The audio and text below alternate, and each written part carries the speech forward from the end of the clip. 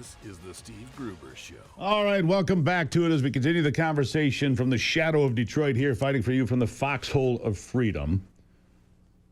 And I'm here to declare the Democrat Party is deceased. As of this day, November 5, 2025, three big things to know this hour. Number one, the investigation into a terrible UPS plane crash continues today. At least 7 people killed, if you missed that. Number two, speaking of transportation, the Transportation Secretary Sean Duffy says some airspace might need to be closed if the government shutdown continues. And number three, it's all about the election in this off year. Democrats sweeping nearly every election. Is it a sign of fatigue with Republicans, or is it something else? I say again, the Democrat Party does not exist today as you've ever known it. It's gone. Zohran Mamdani won in New York City, a socialist, an outspoken socialist who wants government-run grocery stores, free transportation on all buses. He wants to help gender-affirming care for anyone get done, whether you're from New York or not. He wants more money for illegals. He wants to fight Donald Trump every step of the way. He wants to defy federal law. It's going to be an interesting 4 years in the big red apple because it's bright red today. Also winning, Abigail Spanberger won the election for governor of Virginia. Jay Jones, the guy who openly threatened that he wanted to put 3 people and 2 bullets in a text message. Gilbert, Hitler, and Pol Pot. Gilbert gets 2 bullets to the head. And also wanted to see his children die. Mikey Sherrill, wins in New Jersey in the governor's race there. California voters defied state law and their own state constitution by supporting Proposition 50. So the leftists won all the way across the country. Young women were the story. Young women were the story. 81% of young women voted for Mamdani in New York City. 80% for Mikey Sherrill in New Jersey, 78% for Spanberger in Virginia. That is NBC exit polling that gave us those numbers. So the question then becomes, what happens now? Donald Trump pushing Republicans hard to end the filibuster so that his agenda can get done. I happen to agree with him now. I agree with that point of view. You're not going to get anything done. Now, the Democrats voted just yesterday to keep the government closed again. But at this hour, 8 moderate Democrats, including Shaheen, Ossoff, Fetterman, Cortez, Mastro, and others, are meeting in the Capitol. They told reporters we need Trump himself to promise the ACA tax credit extension in writing or we walk. Obamacare was a failure. They're demanding that you, the taxpayer, continue to fund this boondoggle. Otherwise, people can't afford health care insurance. It's a terrible position to be in. It was always designed this way. The Affordable Care Act was never about affordability or care. It was about creating a path to a single-payer health care system. And we're well on the road to that as well. Speaking of socialists and the big wins for Democrats last night, which really aren't Democrats anymore, but Democratic socialists. That's what they are. And they'll tell you that's what they are. They don't care. That's what Mamdani says. That's what others say. Now, in Seattle, it looks like Bruce Harrell is going to hang on and win.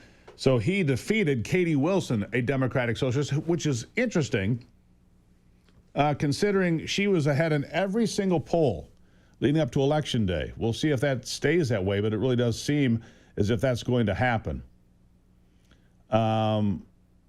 So let's see what happens here. Bruce Harrell, the incumbent, 53% of the vote as of the last update. Katie Wilson, 46% of the vote.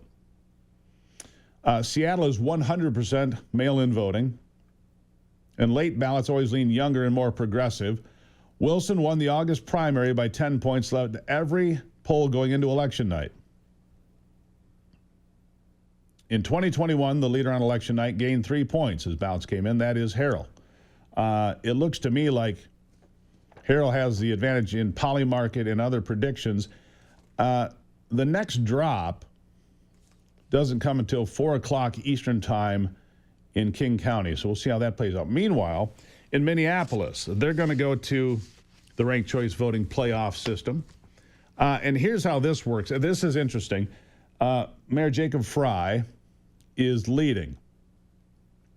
Jacob Fry is leading by a fair amount, by 10 percentage points, 15,000 votes, but he only got to 42% of the vote. And Omar Fatah got to 32% of the vote.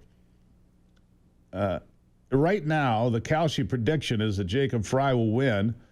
80% is the belief in that. But here's how it works, and here's why ranked choice voting is such a terrible thing. And, you know, Jacob Fry, a supporter of ranked choice voting, must be sitting here this morning going, why would I support this now?